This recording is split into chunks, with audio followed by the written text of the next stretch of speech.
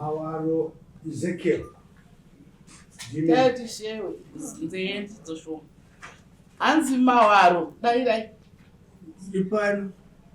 Kana zvasa uta mwana kwata. Ini mwana. Ndimayo. Ndimayo wao. Simende Nation. Fakshami ngapamberi penyu. Nyaya ndeyekuti tezvavanode pfuma yavo mombe nhatu kuti nhatu vanongodza kutupa nemaredari anosunga pfuma yake ndiMauro Ezekiel anosuma kuna Nation Cement.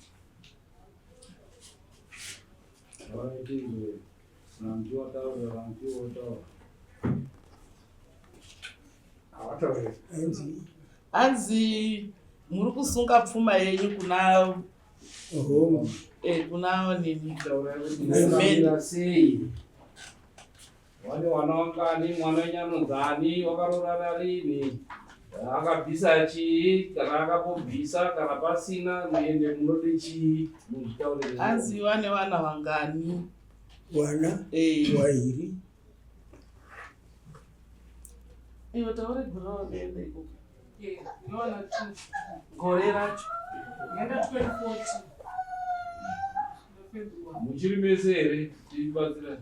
Aiwa nini zvekuma wabego. Yondo unonzani? Ndingaijo. Pane chakambobviswa nemurume wako. Asi inonzi yokuposhera. Ndo inonzi chii yekuposhera. Ndaidzira here tisebhurai. Makandizwana. Aiwa vasungiro hana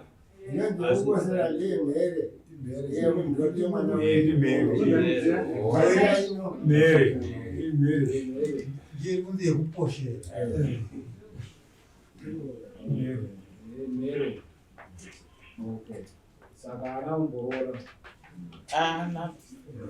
vakambochajana here pfuma? Vakambochajana here pfuma? Hawana. Right. Kana vasina kuchajana. Asi vakambochaja here pfuma? Musina kumbochajana saka chamunoita munokubvisira madamages chete. Munongopuhwa madamages kana musina kumbochajana pfuma munongopuhwa madamages chete. Madare. Asi kana musina kuchajana pfuma munondopuhwa madamages. Hanzi kana mamusikana kuchajana pfuma uchandopuhwa madamage. Nekuti hapana iye havana kunge vakabvumirana nemi mukwasha wenyu kuti anoda kuroora, vakangoitisana vana. Saka pamutemo hatibvumirwi kuti tipinde papfuma, tinongoita madamage chete nekuti wakatosiyana sekutaura kwamuri kuita. Handi right, anobvisa chii tikavege tifambe. Anobvisa chii madamage. Mambo mamiriro azvakaita mudzimai ane wana, saka zvaane wana pakuda mbudzi nhatu dzemasungiro nemombe yababa neyamai. Saziva kuti anga ane umwere ita yemashoro. Anobvisa mombe nhatu. Anzi une wana usakanobvisa mombe nhatu yababa neyamai nembudzi nhatu. Unozvibvisa nini?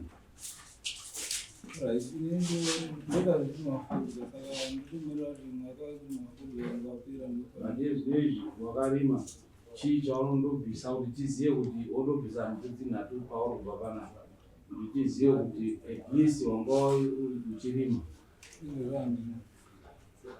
Saka unoda kuti dare riuye riri kutorere zvinhu kubva kwako. Saka unoda kuti hauna chinhu. Ndizvo here haana mbudzi haana mombe pambako wakasiya.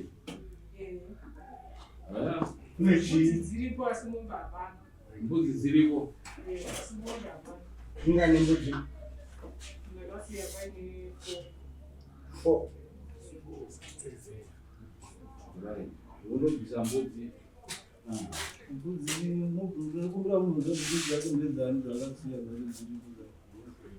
Ndikopamba bari ndidazana. Ndedzani. Zvembudzi ndiwo mupindure. Ndiani ndedzani. Ndakwa mukuru wangu. Ndinovataurira ivo kuti ndine mhosva yekwamama. Otherwise dzinodzitorwa dzese mbudzi idzodzo. Saka mhosva iyi ndanzi ndinofa uri pambudzi 3 weekend ineyi. Then mombe 2 wati uri kurima 40 vatokupa April 30 unenge wadziripa mombe 2. Handiti. Ndakopoda nchida kufika kuti emanchitoka kana June. June ani. Watengesa vocha. June April, May, June.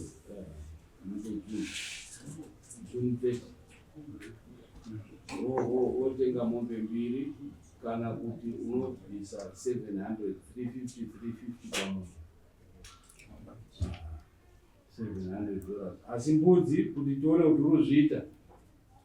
Kana asina kubvisa mbudzi 2 3 imi munouya musemande yaroenda rondotora zvinhu izvi.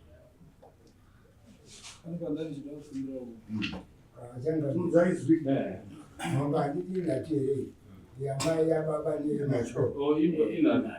nenge nati Which is 1,050. Okay. ndikufundira kubatsirwawo panyaya yekuti inini ndichitora mukadzi wangu 2014 ndikapati pano ndakabvisa iko yandakati yakukodzera yacho iyoyo inini tinonatira zvaro wangu wandoziva ini kwete awa nditombowazivi kuti ndiani.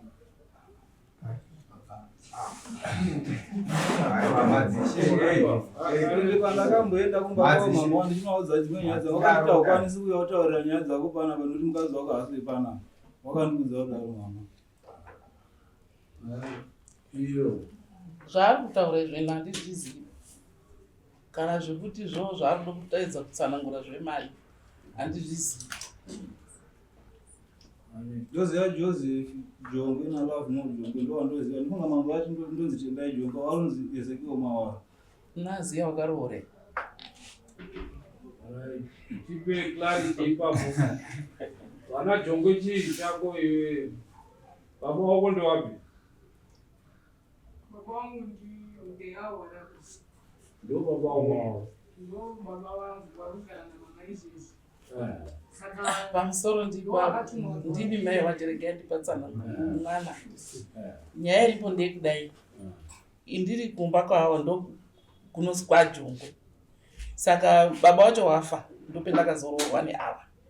Saka petakauya kunyoresa apa takataura zvekuti hanzvadzi yacho iripo but iri kumakomba haisiri munoba.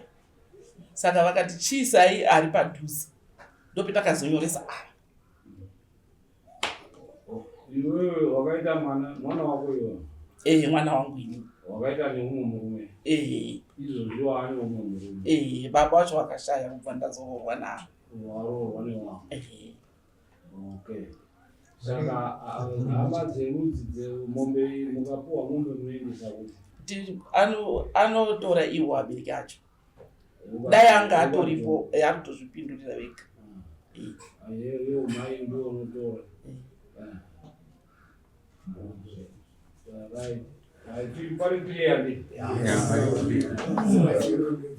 Mbudzi dzemasungiro pane ubaba. Pane ubaba yamai neinoziva ibaba. Kumachirata. Uyo mbudzi dzemasungiro handiti inato. Imwe chete ndiyo inourayiwa ipapo. 2 dzacho ndidzo dzinosara dzina mai. Asi pari kutaurwa apa pekuti mai waita mumwe murume. Izvi zvenhingi zvedzimombe idzi hazvina chokuita nababa vadiki. Nekuti ndiri kunzwa kunge kuti mukwasha anongedzerwa wabva waita wanhu wenyu. Kuti achizive kwake chaiko haachanyatsoziva. Saka kwake chaiko ndiko kwaJongwe. Ndiko kwaJongwe naye? KwaJose Jose ihanzvadzi yauyu. Ndio kuna baba wake chaiko. Baba mai ndio ari. Dai asi kumakomba waidai atori pano. ndandine bepa rangu randandabvaona randandikudiwa rimundiverengere rawakabhadhara randakabva naro kudari kwakaita zvekuti ndizorosiyana nemudzimai wangu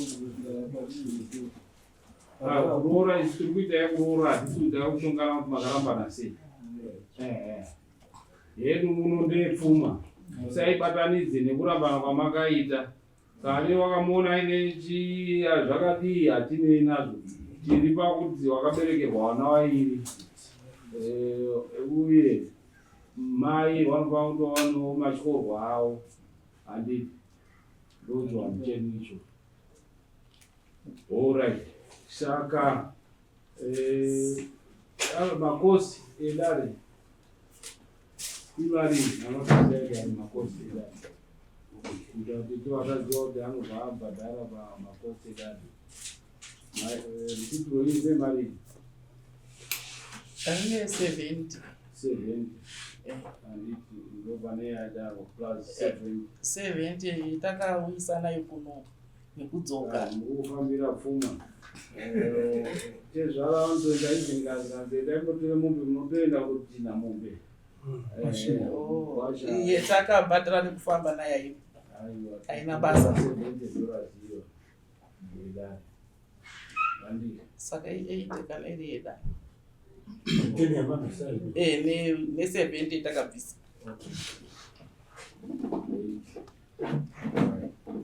Saka unenge wakubhadhara 1,050 plus 8 yedani.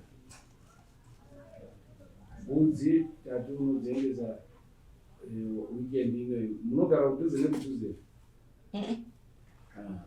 kwanda ndikukumbira kuti ndikukwanisa kutsvaga mbudzi mbudzi handikwanisi kunge ndichidzitora pakudzidzira unotsvaga pamukutaura asi kuti ndibanguru wangu kuti ani ndive ropa yangu murume wamaiguru wangu ndokangokura vachindichengeta saka kuti nditore mbudzi zvekuti ndawandati pawikendi ndopandinodzitora unoda nguva yakadii mukandipawo kana zvetemanthi mwedzi 1 otherwise ndikwanisa tokupa December toendesa mbudzi idzodzo nhasi ndiani 7 January kana asina kudziunza moya toenda rondotora mbudzi dzacho dzaapa paakanochengedzwa ipapo. Okay. Next.